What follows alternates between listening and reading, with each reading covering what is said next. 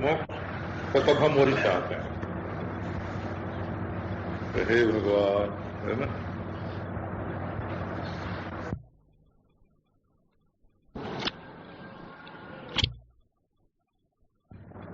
तब फिर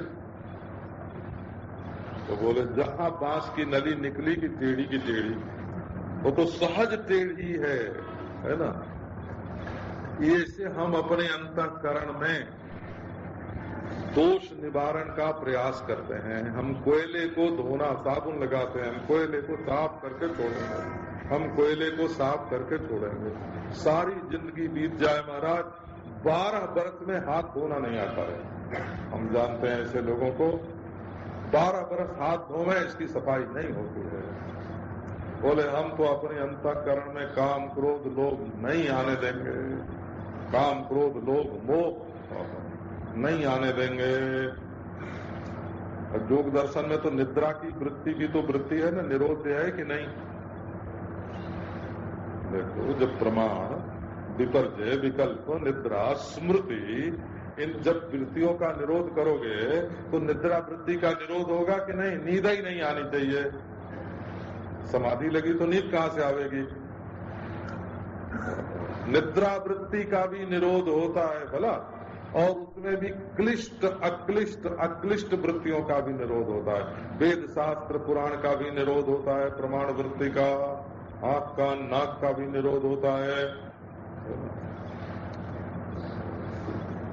स्मृति का भी निरोध होता है, याद जो करते हैं ना उसका भी निरोध होता है। अब आप करके देखो, छाती ठोंक के चुनौती देते हैं हो, ये अंतःकरण जब तक रहेगा तब तक जरा भी योग में प्रमाद होगा तो कोई स्मृति आ जाएगी, कोई प्रमाण वृत्ति का उदय हो जाएगा, और घटपट आदि भासने लग जाए, मालूम पड़ने लग जाएंगे, विपर्जय हो जाएगा। जीवत्व जोगित्व सिद्धत्व आदि का, सिद्धत्व भी विपर्जय है, मैं सिद्ध हूं ये विपर्जय है।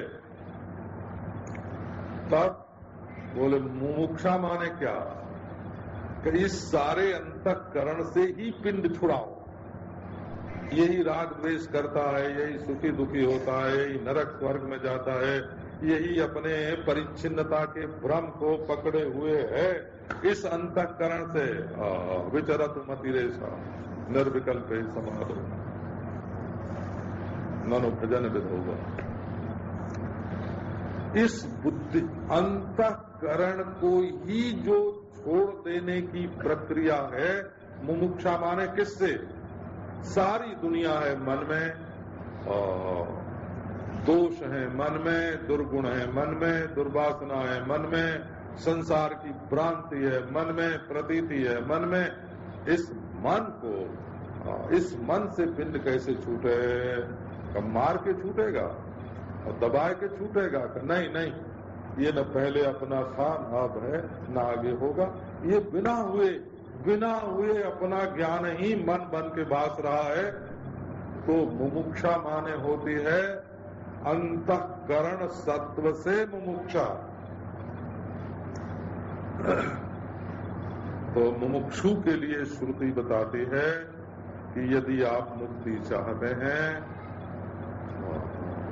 तो जरा साधन के क्रम से चलिए। जाके हाथ उठा के नाचने लगे, कपड़ा फाड़ के फेंक दिया, है ना, हाथ उठा के नाचने लगे। ये तो हमने अपने ओझा लोगों के घर में, हम गांव में सयाने लोग जब नवरात्र में अपने देवी देवता को बुलाते हैं ना, उनको हाथ पीट के फोड़ते देखा है। क्यों नहीं, फूट गई उनकी, सिर पटक दिया, आजा रे आजा देवता, धर्म की जय हो, पाप की क्षय हो, और देवता हो के झूठ बोले सो जाए सत्यानाश। हमने सयानों के घर में हम सिर पटकते देखा है, कपड़ा फाड़ के फेंकते देखता है। इससे मुक्ति मिलती है?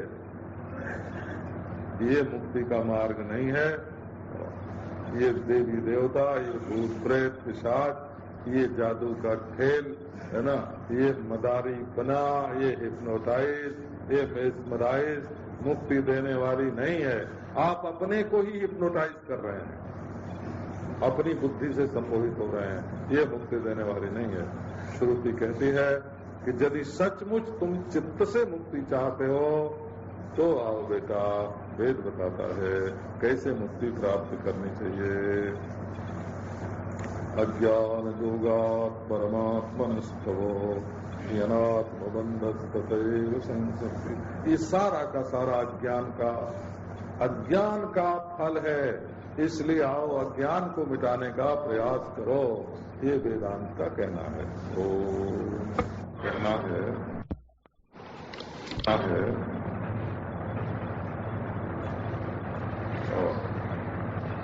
वेदांत विद्या का कहना है। वेद को भगवान बोलते हैं और वेदांत को साक्षात विद्या, ब्रह्माकार वृत्ति। भगवान अधिदैव है तो विद्या अध्यात्म है, ये उसका विरोध।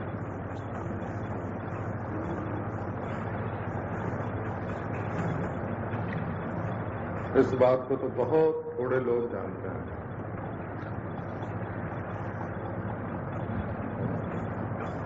ग्रंथ अधिभूत है और भगवान अधिदैव है और विद्या अध्यात्म है। तो अध्यात्म होने के कारण ये बौद्ध, जैन, आस्तिक, नास्तिक सबको मान्य होनी चाहिए। ये तो सरस्वती है, वासदेवी वेदांत विद्या, ये वेद का सिरोभाग है। तो उसका कहना ये है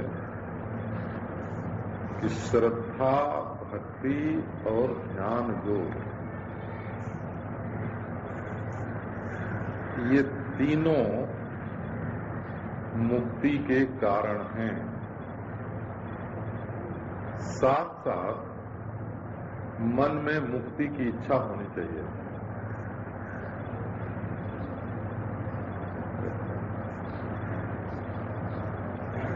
जैसे मोटर तो हमारे पास हो गए, पेट्रोल भी हो गए, मोटर भी हो गए, रास्ता भी मालूम हो, पर वहां पहुंचने की इच्छा तो होनी चाहिए ना। इच्छा नहीं होगी तो क्या करे पेट्रोल, क्या करे मोटर, क्या करे रास्ता। तो पहली बात यह है कि अपने मन में मोक्ष की तीव्र इच्छा होनी चाहिए।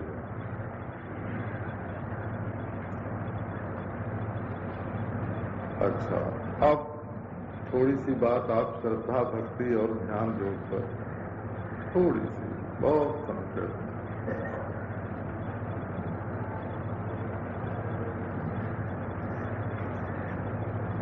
श्रद्धा होती है परोक्ष पर और भक्ति होती है प्रत्यक्ष के, और ध्यान होता है अपरोक्ष।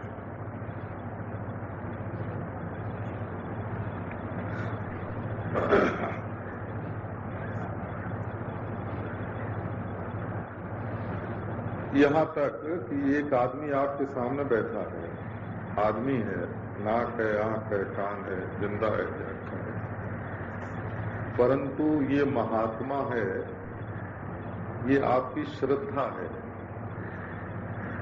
महात्मा प्रत्यक्ष नहीं है, महात्मापन श्रद्धागम्य है। दूसरा आदमी उसको बदमाश भी समझ सकता है और आप उसको महात्मा समझ सकते हैं। तो जो उसको पाखंडी समझेगा उसके हृदय में पाखंडाकार वृत्ति होगी, और जो उसको महात्मा समझेगा उसके हृदय में श्रद्धाकार वृत्ति होगी। अंतःकरण की शुद्धि पाखंडी समझने वाले की कभी नहीं होगी। अंतःकरण शुद्धि जब होगी तब महात्मा समझने वालों की होगी, क्योंकि श्रद्धा अपने हृदय की सात्विक दैवी संपदा है। और सीताराम, तो श्रद्धा होती है परोक्ष पर।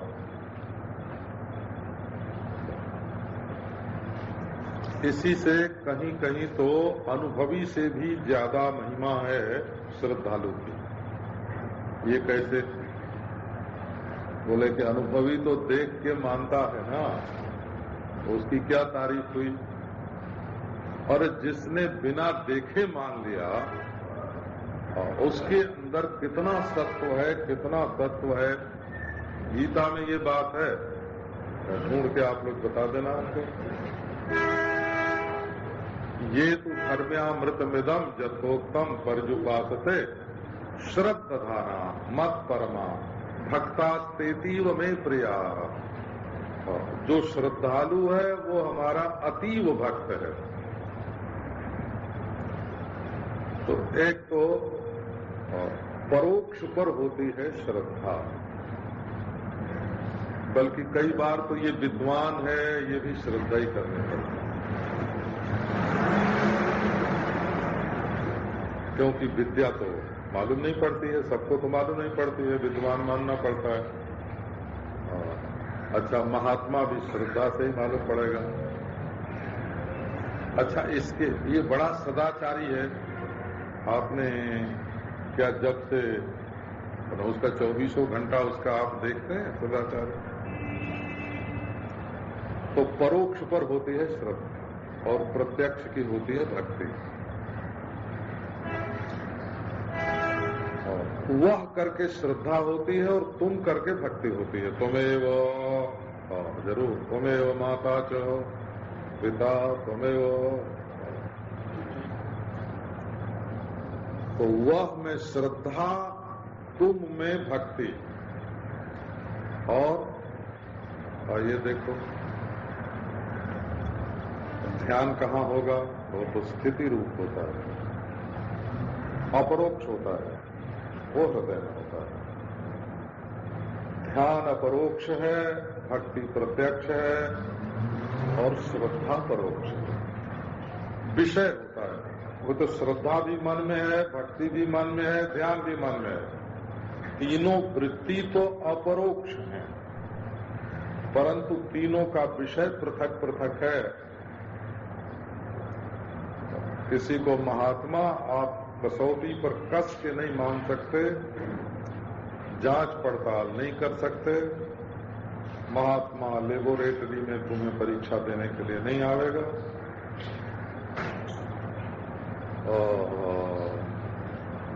ये विषय है श्रद्धा का।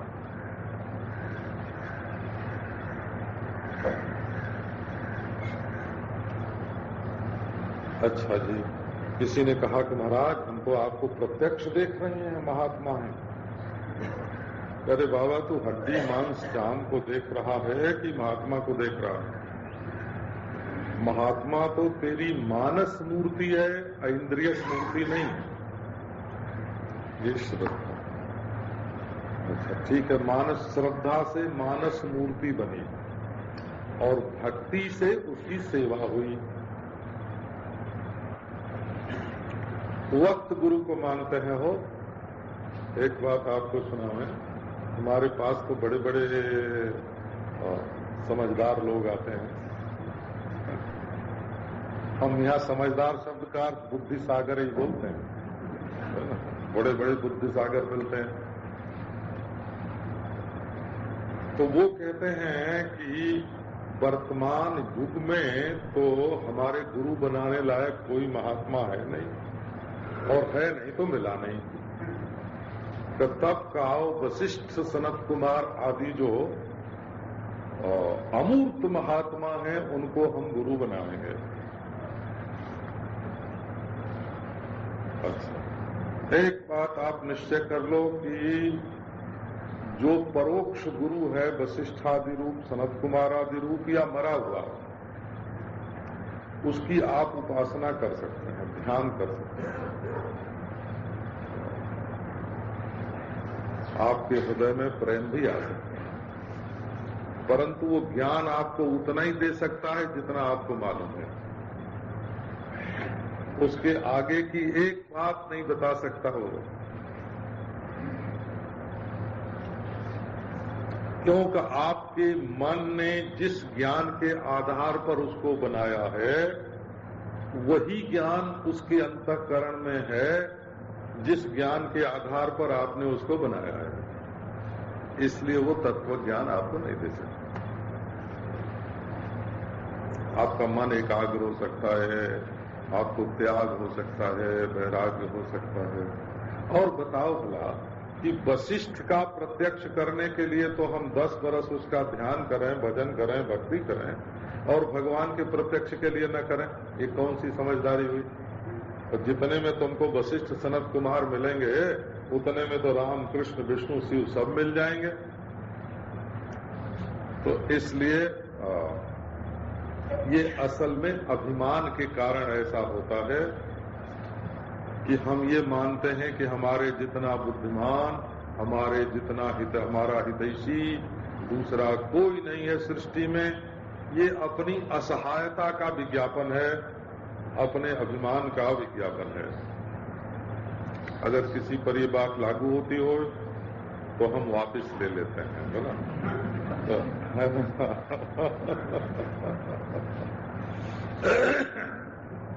आप राम का भजन करके उनका प्रत्यक्ष क्यों नहीं करते कि सनत कुमार और वशिष्ठ का भजन करके उनका प्रत्यक्ष करना चाहते हैं? तो वर्तमान महापुरुषों का तिरस्कार और अपने बड़प्पन का अभिमान, ये दोनों अपराध होता है और वो परमात्मा का जो अद्वितीय रूप है उसके साक्षात्कार में बाधा डालता है। तो इसी से कई संत तो कहते हैं कि वक्त गुरु चाहिए, जो सीधे सीधे हमारे प्रश्नों का समाधान, हमारी समस्याओं का समाधान कर सके, ऐसा गुरु चाहिए। तो उसकी चाहिए भक्ति।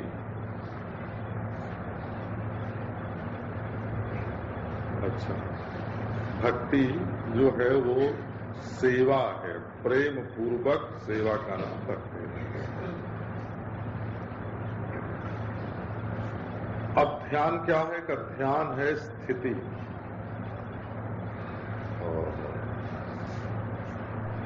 इसमें अपरोक्ष, ध्यान सर्वदा अपरोक्ष रहता है। भक्ति प्रत्यक्ष परोक्ष रहती है और मानसिक वृत्ति के रूप में अपरोक्ष रहती है। तो भक्ति परोक्षापरोक्ष है और श्रद्धा परोक्ष विषयक है। भक्ति परोक्षापरोक्ष विषयक है और ध्यान अपरोक्ष विषयक है। कैसे में बोले हम कहाँ रहे? तो बोले अजी अभी आपकी चर्चा नहीं है, आप तो साक्षात अपरोक्ष हैं। ये परोक्ष ज्ञान, प्रत्यक्ष ज्ञान, अपरोक्ष ज्ञान जिसको हो रहा है, जिससे प्रकाशित हो रहा है, वो आप हैं। कोई ऐसा माई का लाल नहीं है जो हमें अपने आप में देश काल वस्तु प्रतीत करवा दे। हम देश के साक्षी हैं, हम काल के साक्षी हैं, हम वस्तु के साक्षी हैं। साक्षी देश काल वस्तु से आक्रांत नहीं है। इसलिए जब कोई परिच्छिन्न रूप से हमारा वर्णन करेगा वो घट जाएगा। तो श्रद्धा, ज्ञान के पहले श्रद्धा है और ज्ञान होने के बाद निष्ठा है, क्योंकि श्रद्धा में स्थिरता का निवास है। और भक्ति ज्ञान के पहले भक्ति है और ज्ञान के बाद निवृत्ति पूर्वक, प्रपंच से निवृत्ति पूर्वक जीवन मुक्ति का विलक्षण सुख है, बिना विषय संयोग। और ध्यान क्या है? कि प्रपंच का अभान है। ज्ञान के पहले ध्यान है और ज्ञान के बाद प्रपंच का अभान है। मैंने फिर कह दिया, जो वा एतेष्वेव तिष्ठति। हाँ, आप कहाँ रहते हैं? तो हमसे कभी कभी कोई आता है ना, तो हम पूछना चाहते हैं कि कुछ भजन पूजन करते हो? ध्यान धारणा करते हो तो पूछ देते हैं क्या करते हो, तो कहता है वहाँ अमुक नौकरी करते हैं, अमुक दुकान करते हैं। हमने पूछा कुछ और वो बताता है कुछ। हम कहते हैं ठीक ठीक। अरे हमको उसकी दुकान नौकरी लेके क्या करना है, हम तो ये पूछते हैं कि यज्ञोपवीत धारी हो तो गायत्री का जप करते हो कि नहीं, संध्या वंदन करते हो कि नहीं, इष्ट देव का भजन करते हो कि नहीं, है ना। हम ये थोड़े पूछते हैं कि कितनी आमदनी है तुम्हारी। हे भगवान, लो तो जो वा एते स्वेव तिष्ठति, आपका निवास कहाँ है।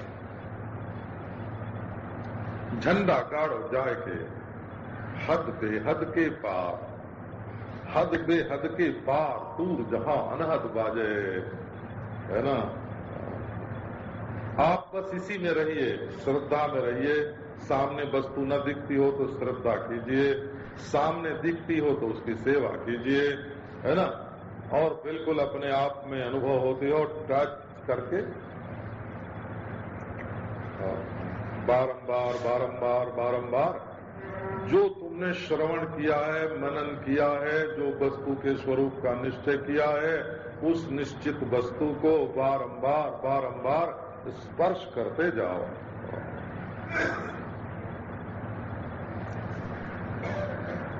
वेदांती लोग 3 तरह का ध्यान मानते हैं। अब यह है कि आप वेदांत के 10 ग्रंथों को पढ़ के जब स्वयं विचार करेंगे तब ये ध्यान में बात आएगी। एक तो वो मानते हैं ध्यान बहिरंग साधन के रूप में, उसका नाम वो रखते हैं समाधान, और उसकी परिभाषा ये है कि ध्यानम निर्विषयम मनः, अपने मन को निर्विषय कर दो। विषय का न, मन में विषय का न आना ही ध्यान है। ये हुई मन की शुद्धि और ये बहिरंग साधन है। और दूसरा ध्यान है वेदांतियों का अनात्माकार वृत्ति का तिरस्कार करके आत्माकार वृत्ति का प्रवाह।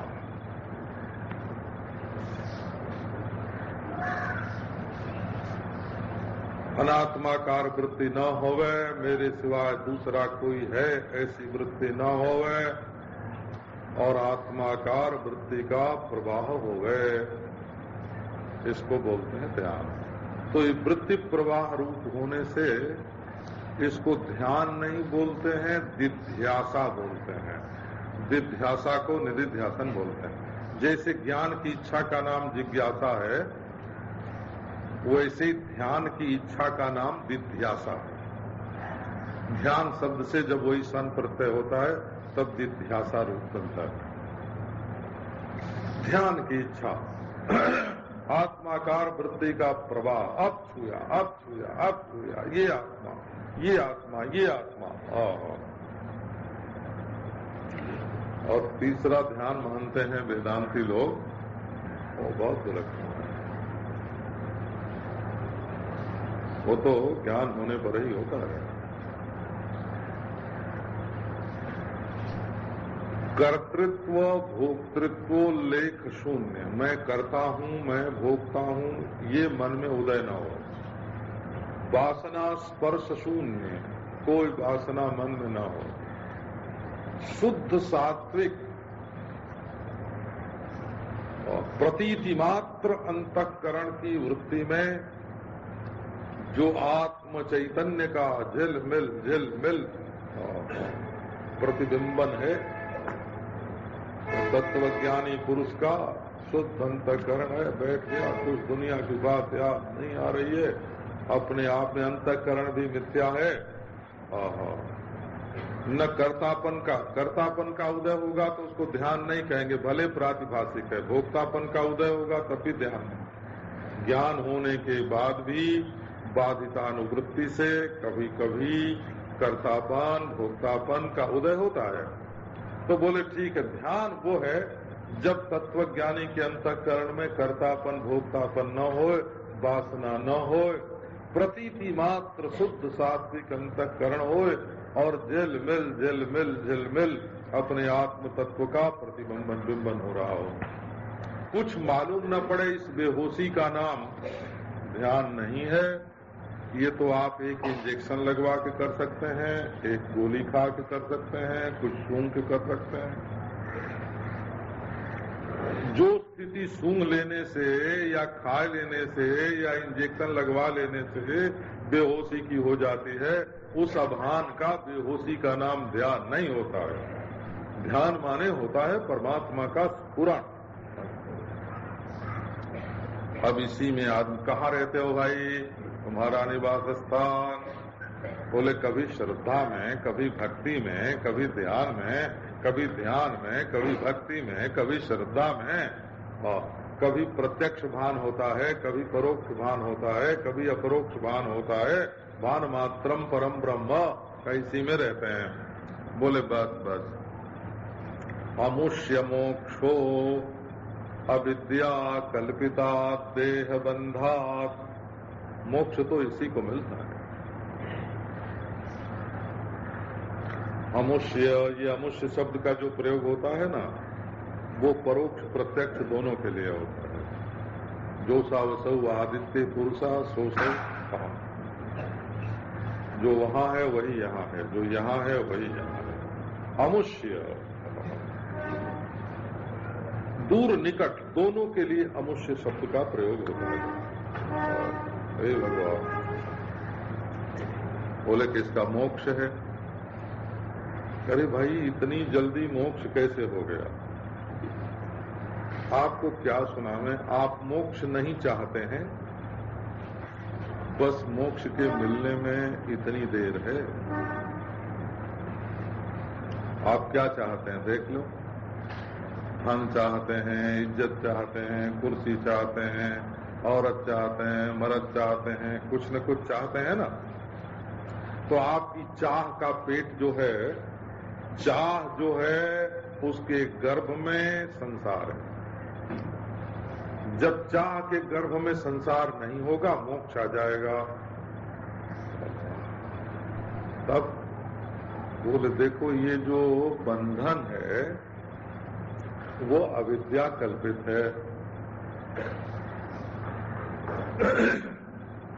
धर्मात्मा लोग मानते हैं कि पाप करते करते करते अपने किए हुए पाप कर्म के बंधन में तुम बंध गए हो, इसलिए पाप कर्म करना छोड़ के जब धर्म करोगे तब उस बंधन से छूटोगे। लो, ये धर्म कर सकता। बोले अपने प्रभु को भूलकर तुम दुनिया की याद में लग गए हो। प्रभु को भूल जाना ही बंधन का कारण है। प्रभु से जो बंधे हुए थे उसको तो भूल गए और तुमने अपने को दुनियादारी से बांध लिया। हमको ये चाहिए, ये चाहिए, ये चाहिए।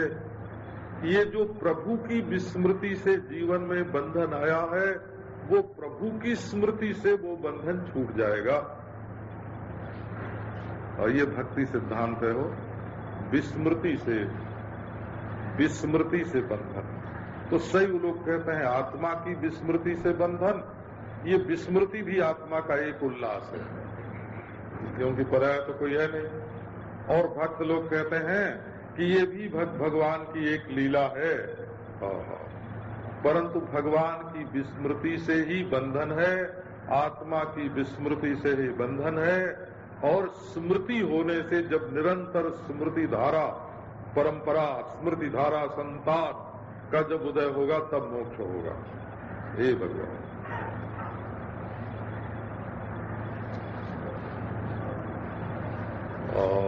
वेदांती कहते हैं कि न बंधन है पाप कर्म से, न बंधन है विस्मृति से। बंधन है सिर्फ नासमझी से। नासमझी के सिवाय बंधन का और कोई कारण नहीं है।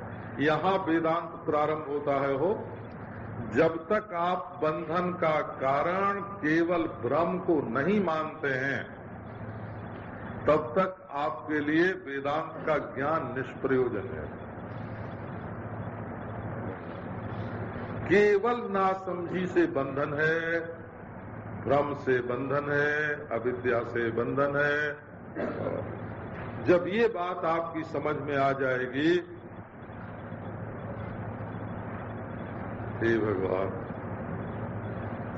अच्छा आप देखो आपकी सांस कितनी है, कितनी बड़ी है। जितनी नाक में आती जाती है उतनी आपकी सांस है। सबका ख्याल असल में ऐसे ही होता है। आपकी सांस कितनी, जितनी नाक में आती जाती है शरीर में जाके क्रियाशीलता उत्पन्न करती है। ये जो सांस आती जाता उतनी चलती रहती है ना। लेकिन आप विचार करके देखो कि संसार में जो हवा बह रही है उससे क्या जुदा आपकी सांस कुछ है? समष्टि की वायु न हो तो क्या आपका श्वास रहेगा? आप ये विचार बोले कि हाँ महाराज, हाँ संसार में हवा रहेगी तब सांस है, लेकिन सांस नहीं रहेगा तब तो ये शरीर ही नहीं रहेगा। बोले ठीक है, तब तुमने अपने शरीर को मैं समझा और सांस को मेरी समझा। अब आप देखो असल में आप ये शरीर नहीं हो। जितनी रोटी थाली में होती है वो पराई होती है, और जब वो मुंह के भीतर चली जाती है तब अपनी हो जाती है, मैं हो जाती है। क्यों जी? रोटी थाली में है तो अनात्मा है, और मुंह के भीतर गई तो आत्मा हो गई। असल में जो रोटी थाली के शरीर के बाहर थाली में है वही रोटी इस शरीर के मटके में है। रोटी तो वही है, उसी का रसायन बनता है। तो असल में यदि ये शरीर तुम हो तो सृष्टि का संपूर्ण अन्न तुम हो। अन्नमय कोश का अर्थ ये होता है कि आप ये 3.5 हाथ के शरीर नहीं हैं, आप समष्टि अन्न हैं। आप समष्टि अन्न नहीं, समष्टि प्राण हैं। ये सब आगे अभी आपको सुनाना है। आप समष्टि मन हैं। जब दूसरा आदमी हमको गुस्सा दिलाता है तो हमारा मन बनाता है कि नहीं? जब दूसरा आदमी हमारे मन में काम उत्पन्न करता है तो हमारा मन बनाता है कि नहीं बनाता है? तो भाई दूसरा हमारे मन को बनाता है, हम दूसरे के मन को बनाते हैं। असल में मन वो समष्टि का मन है। इसीलिए जिनका मन शुद्ध हो जाता है ना, वो दूर दूर की बात, दूसरे के मन की बात भी उनको पुरने लग जाती है। तो असल में आप क्या हैं? आप अन्न का विकार ये 3.5 हाथ का शरीर है कि संपूर्ण अन्न है? आप केवल शरीर के भीतर चलने वाली सांस हैं कि संपूर्ण वायु हैं?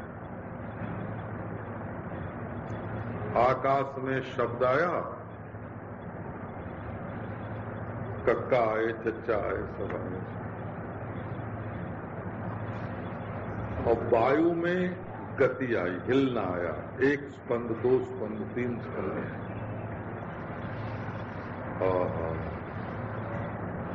और रूप तेज में चिंगारी आई, और जल में कण आए, बिंदु आए, बिंदु, बूंद बूंद बूंद। और धरती में बालू का कण आया, टुकड़ा टुकड़ा टुकड़ा। धरती में टुकड़ा, पानी में बूंद,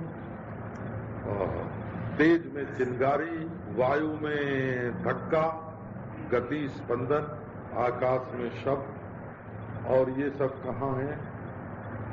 ये सब अपने अपने गुण सहित पंचभूत जिस मन में है, उस मन के मालिक आप हो, उस मन के साक्षी आप हो, उस मन के अधिष्ठान आप हो। तो समझदारी न होने के कारण अपने को बहुत छोटी जगह में बांध लिया गया। अविद्या कल्पितात् देह बंधात्।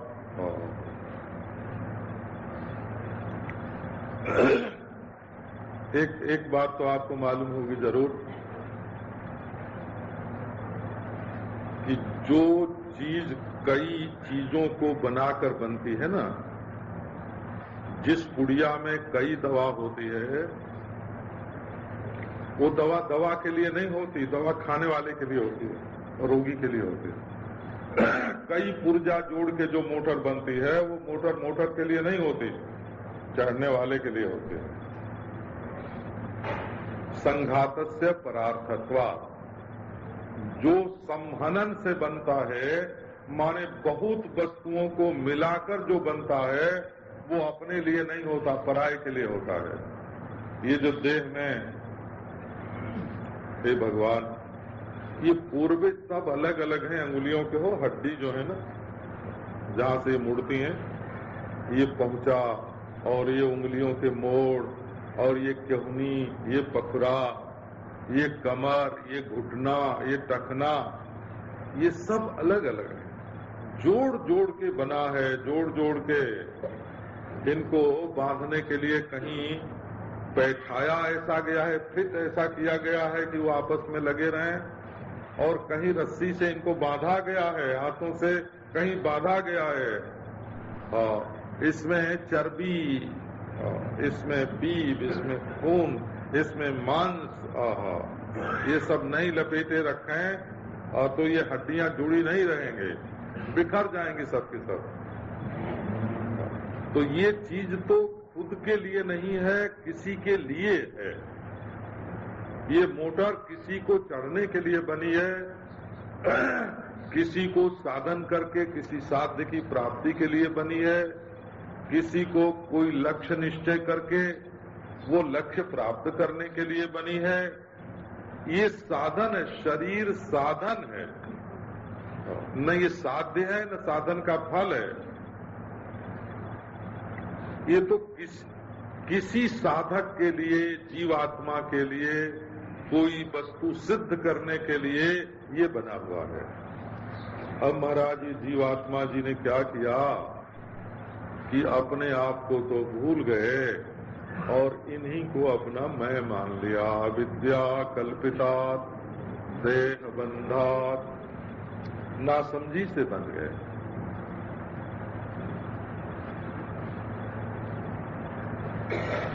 एक कुम्हार था, वो रोज गधों को लेकर माटी लेने के लिए जाता था।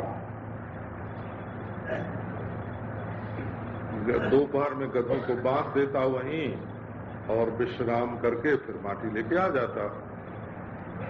एक दिन रस्सी कम, एक रस्सी कम, सब गधे बांध दिए और एक रह गया बाकी। अब कान पकड़ के खड़ा उसका, कहीं चला न जाए।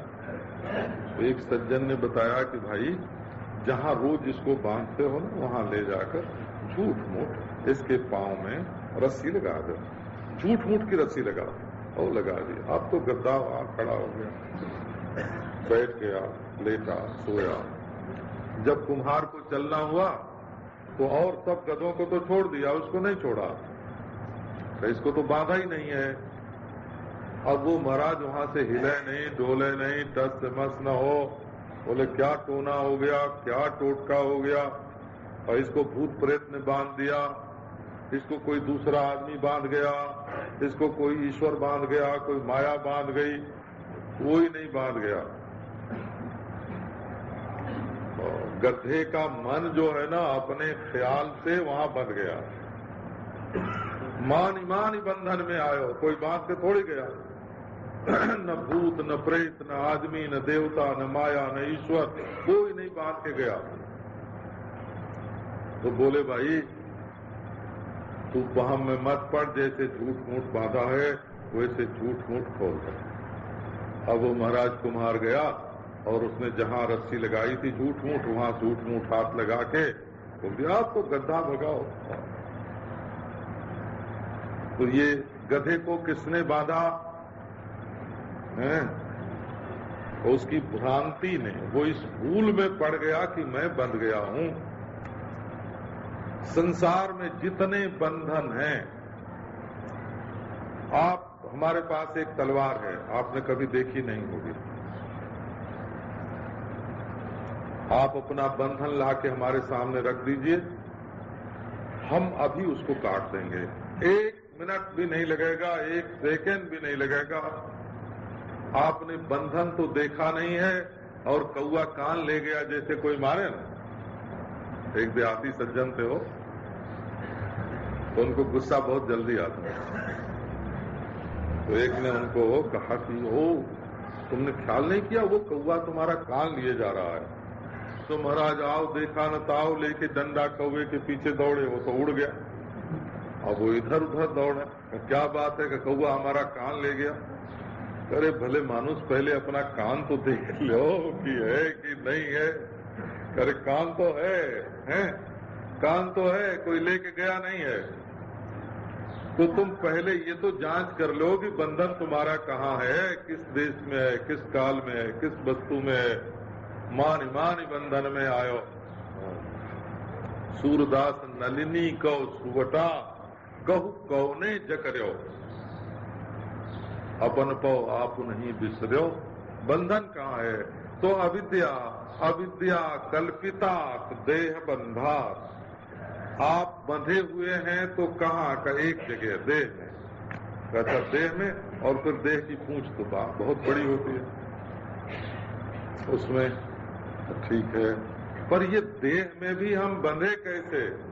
बोले अविद्या कल्पिता, अपने आप को न जानकर हम इतने बड़े, आकाश से भी बड़े हम बंधेंगे कैसे? हम पूर्व पश्चिम उत्तर दक्षिण ऊपर नीचे जिन दिशाओं की कल्पना होती है ना, उन दिशाओं के हम अधिष्ठान हैं, तो हम एक देह में कैसे बन जाएंगे? ये भूत भविष्य वर्तमान रूप जो काल है, और इस काल के भी हम साक्षी अधिष्ठान हैं, तो हम काल में कैसे बंधेंगे? हैं? सारी वस्तुएं हमारी कल्पना मात्र हैं। दृश्य दृष्टि का विलास है, तो ये हमारा ही दृश्य हमको कैसे बांधेगा? न काल का भूत भविष्य वर्तमान हमको बांध सकता, न देश की लंबाई चौड़ाई हमको बांध सकते, और न दृश्य मात्र वस्तुएं हमको बांध सकते। बंधन कहाँ? तो नासमझी से जो बंधन होता है वो समझदारी से छूटता है। अच्छा, इसलिए ज्ञान की, अब देखो ये क्या हुआ, ज्ञान ही एकमात्र बंधन से छुड़ाने वाला उपाय है, ये इससे सिद्ध हुआ। अब कहो एक और नहले पर दहला लगाते हैं। रहस्य क्या है कि असल में नासमझी से जो भाव होता है वो झूठा होता है।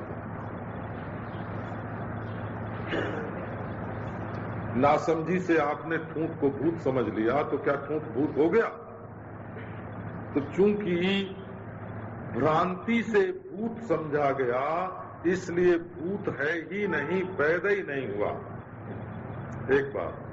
और ठूंठ का ज्ञान होने मात्र से भूत भाग गया, इसका मतलब है भूत था ही नहीं, भगेगा कहां से? तो अपने स्वरूप को न जानने से बंधन की कल्पना है, और अपने स्वरूप को जानने से बंध की निवृत्ति है। इसका रहस्य ये है कि न बंधन है न निवृत्त होता है, ये तो है ही नहीं। तो अज्ञान योगात् परमात्मनस्तव ह्यनात्म बंधः ततैव संसृतिः तयोर्विवेकोदित बोधपह्निः अज्ञान कार्यम प्रदहेत् समूलम् परमात्मनस्तव। एक ने कहा कि नहीं महाराज, हम मनुष्य हैं। अरे मनुष्य तो कौन समझे अपने, मनुष्य समझना तो बड़ी चीज है। हो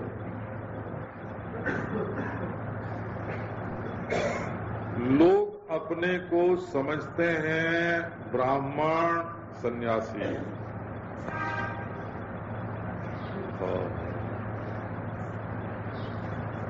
अंत्य दुखी दरिद्र, ऐसा समझ। अपने को ब्राह्मण हिंदू तक तो समझते नहीं, हिंदू तक नहीं समझते। अपने को मनुष्य समझे तो उसके लिए हिंदू, मुसलमान, ब्राह्मण, अंत्य सब अपनी जात का हो जाए, सब अपना हो जाए। अपना मजहब, गैर मजहब सब अपना हो जाए अगर आदमी अपने को मनुष्य समझ ले। और अपने को जीव समझ ले तो सब प्राणी अपने हो जाए। जुए मच्छर में भी जीवात्मा है, जीव जीव बराबर जीव, एक जीव। अपने को न हिंदू समझें, न मनुष्य समझें, न जीव समझें, अपने को समझते हैं हम इसके पति, हम इसके पुत्र, हमारी ये हम दुकान वाले, और हमको ये कमाई करना, और ये बेईमानी करेंगे, हम बेईमान बनेंगे तब ये फायदा होगा। अपने को ये समझते हैं कि हम अपनी बेईमानी से हम बेईमान हैं, बस हम झूठे हैं, हम चोर हैं, हम हत्यारे हैं, हम छली हैं, हम कपटी हैं। यही तो अपने बारे में आपका कोई अच्छा ख्याल नहीं है ना। और वही तो रिकॉर्ड होता रहता है।